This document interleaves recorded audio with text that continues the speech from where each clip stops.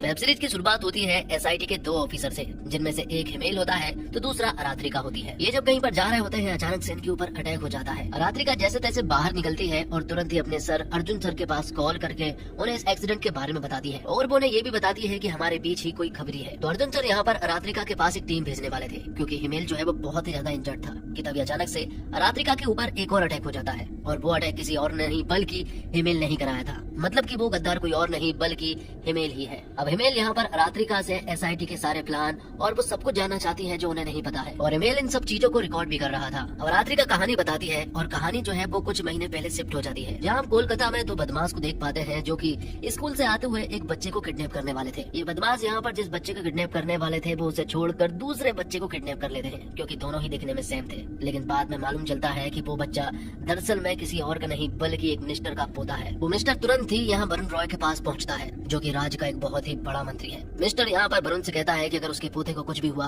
तो वो सारी पोल खोल देगा। तब वरुण मिनिस्टर को पोते को ढूंढने के लिए सारे पुलिस वालों को लगा देता है। तब एंट्री होती है ऑफिसर सप्तऋषि की। सप्तऋषि के बड़े ऑफिसर उसे बुलाते हैं और उसे ये केस सौंप देते हैं। सबसे पहले वो ऑफिसर सप्तऋषि को यहाँ पर शंकर बरुआ के बारे में बताते हैं, जिसे बाघा कहा जाता है, जो कि पूरे पश्चिम बंगाल पर राज कर रहा है। और उनका कहना यह है कि ये काम भी बाघा का ही होगा। वो शंकर बरुआ की कहानी बताते हुए कहते हैं कि वो बहुत साल पहले पश्चिम बंगाल में आया था अपनी माँ के साथ। यहाँ पहुँचते ही उसका सामना एक बहुत बड़े डॉन से हुआ था, जो कि उसकी माँ के ऊपर गंदी नजरें डाल रहा था। तब शंकर बरुआ ने शुरुआत से ही उसका विरोध कर दिया था, लेकिन जब वो गुंडा नहीं माना तब यहाँ पर शंकर बरुआ ने उसकी जान ले ली थी। फिर शंकर बरुआ कभी नहीं रुका। पश्चिम बंगाल में उसने ऐसे ऐसे काम किए हैं कि वो शंकर बरुआ से बाघा कब बन गया किसी को पता नहीं। अब आगे हमें बाघा को दिखाया जाता है, जो कि अपनी माँ के साथ मौजूद था। बाघा अपनी माँ से बहुत ज्यादा प्यार करता है और हमेशा उनके साथ वक्त बिताता है। तभी उसके पास एक कॉल आता है और उसे मिनिस्टर के पोते के बारे में बताया जाता है। सभी लोग कह रहे थे कि ये काम बाघा का है, जबकि ये काम बाघा ने नहीं कर पाया था। वरुण रॉय यहाँ पर बाघा से कहता है कि अगर ये काम आपका रहा तो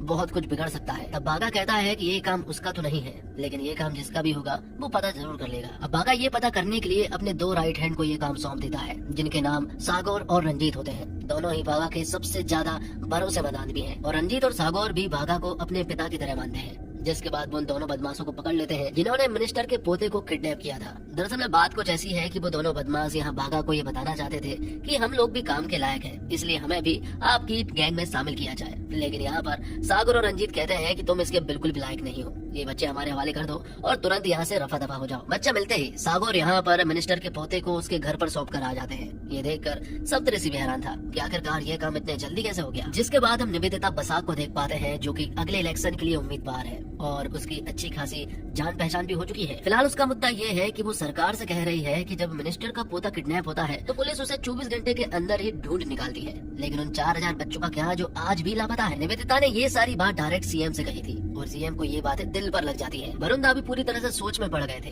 कि अगर निवेदिता का कुछ नहीं किया गया तो हमारी पार्टी का तो सत्यानाश हो जाएगा। अब अगले सीन में हम बाघा को देखते हैं, जो कि डील करने के लिए कुछ लोगों के पास पहुंचा। दरअसल में वो लोग एक शिप की डील करने वाले थे, लेकिन जब बाघा को मालूम चला तो वो यहाँ पर 5 करोड़ रुपए लेकर आ गया और उसे डील करने लगा। लेकिन जब वो नहीं माना तो बाघा ने उसे जान से मार दिया। और तभी हमें मालूम चलता है कि बाघा की माँ का देहांत हो गया है, जिस वजह से बाघा जो है वो तुरंत ही अपने घर पहुंचा। बाघा ने अपनी माँ का बहुत ख्याल रखा था। अब बाघा का एक बेटा भी है जिसका नाम चीना है, उसे भी अपने घर बुला लिया गया था। यहीं पर हम रंजीत और सागर को भी देख पाते हैं। उन दोनों को बाघा की माँ से कोई भी लेना देना नहीं है। जब वो गुजर गई तो उन्हें तो खुशी हुई, ताकि यहाँ बाघा जो है वो उनके ऊपर ध्यान नहीं दे पाएंगे। थोड़ी देर के बाद यहाँ पर वरुण दा आ जाते हैं और वो यहाँ दुख में शामिल होने आए थे। थोड़ी देर के बाद वो लोग कमरे में जाते हैं और यहाँ वरुण दा बाघा को कुछ बातें बताता है। वो कहता है कि निवेदिता जो है वो उनके काम में टांग अड़ा रही है। अगर मेरी प्लानिंग के तहत कुछ चीजें हो जाए तो हमारी पार्टी बच जाएगी और ये सरकार दोबारा आ जाएगी। वो कहता है कि तुम्हारे बहुत सारे काले धंधे हैं। ये बात मुझे बहुत अच्छे से मालूम है, क्योंकि कई में तो मेरा भी हाथ है, लेकिन मैं उन सब पर रेट पड़वाना चाहता हूँ ताकि